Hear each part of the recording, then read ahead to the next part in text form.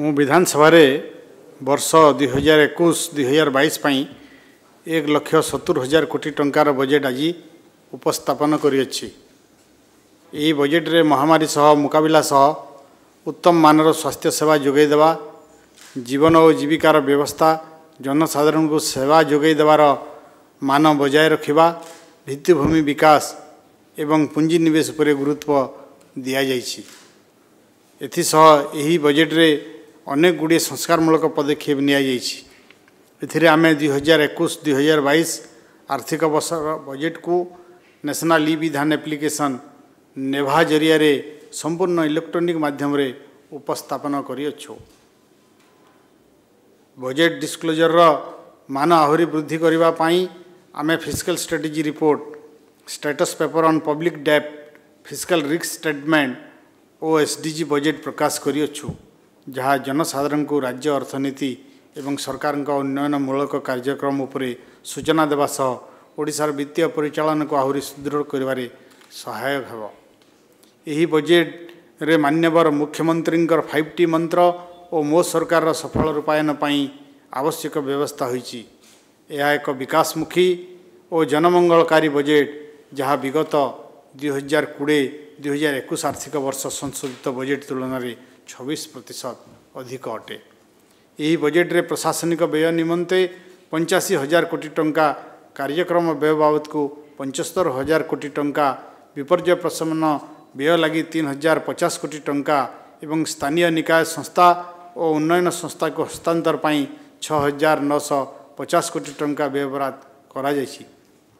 एतद व्यतीत ओडिशा खनिज संपद धारक अंचल उन्नयन निगम उम्बाडसी, जिला खनिज पांठी डीएमएफ और सरकारी उद्योग मान द्वारा 8,000 कोटी टंका व्यय करा जिवो, जहाँ सरकारी खर्च वृद्धि रे सहायक हेबो। 2021-22 आर्थिक वर्ष पई पुंजी व्ययबराद कैपिटल आउटले अटकल 25,788 कोटी टंका, जहाँ सामग्रिक राज्य घरोई उत्पादर 4.4% अटे। अतिरिक्त भावे ऋण अग्रिम पुंजी संपत्ति सृष्टि पई अनुदान और अन्य पुंजी सृष्टि पई खर्च को मिसाई मोट 8,379 कोटी टंकार व्ययबराद करा जायछि, जहाँ सामग्रिक राज्य घरोई उत्पादर 1.43% अटे। एहीपरि भावे पुंजी संपत्ति सृष्टि लगी मोट निवेश परिमाण सामग्रिक राज्य घरोई उत्पादर प्राय 5.83% हेबो, जहाँ राज्य अर्थनीतिर अभिवृद्धि को त्वरान्वित करिवो। उत्कृष्ट स्वास्थ्य सेवा और स्वास्थ्य बीमा उपलब्ध करबा पई 9,164 कोटी टंका व्ययबराद सह बजेट बहिर्भूत संबल को मिसाई स्वास्थ्य क्षेत्र में सामग्रिक भावे प्राय 13,000 कोटी टंका व्यय हेबो। ओडिशा रे विश्वस्तरीय स्वास्थ्य सेवा जोगाई देवा लक्ष्य नहीं श्रीरामचंद्र भंज वैषय महाविद्यालय और चिकित्सालय को 5,000 शଯ୍या विशिष्ट एक एम्स प्लस प्रतिष्ठान रे परिणत करबा पई आगामी 3 वर्ष मध्य प्राय 3,500 कोटी टंका व्ययर योजना करा जायछि। एथिपई 2021-22 आर्थिक वर्ष रे 500 कोटी टंका व्ययबराद प्रस्ताव रही। आमे 2013-14 आर्थिक वर्ष रे प्रथम थर पई 7,162 कोटी टंका व्यय अटकलर स्वतंत्र कृषि बजेट आगत करिथिलु। 2021-22 आर्थिक वर्ष पई कृषि बजेट निमंते 17,468 कोटी टंकार व्ययबराद प्रस्ताव रही। उभय बजेट एवं बजेट बहिर्भूत संबलरू कृषि और आनुषंगिक क्षेत्र पई मोट निवेश प्राय 20,000 कोटी टंका हेबो।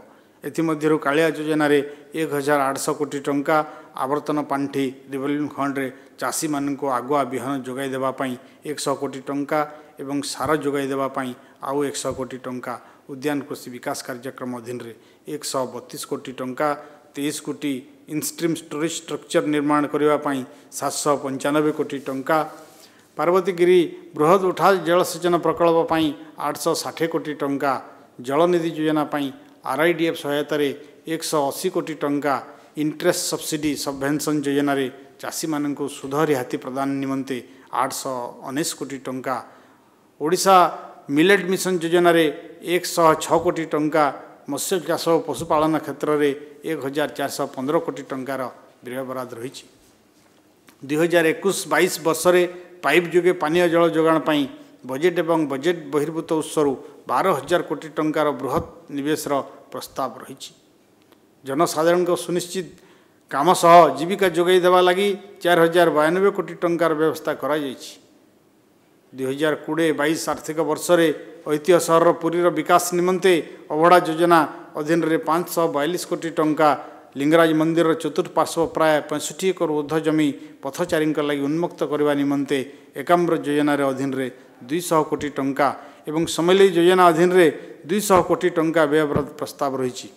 सुंदरगढ़ जिले में हॉकी को प्रोत्साहित करने एवं 2023 हॉकी विश्वकप लगी प्राक प्रस्तुतिर अंश स्वरूप राउरकेला ठारे 15 एकर परिमित भूमि उपरे एक नूतन 20,000 दर्शक क्षमता संपन्न विश्वस्तरीय हॉकी स्टेडियम निर्माण करा जिवो एवं एथि निमंते 90 कोटी टंका व्यवहार होइछि।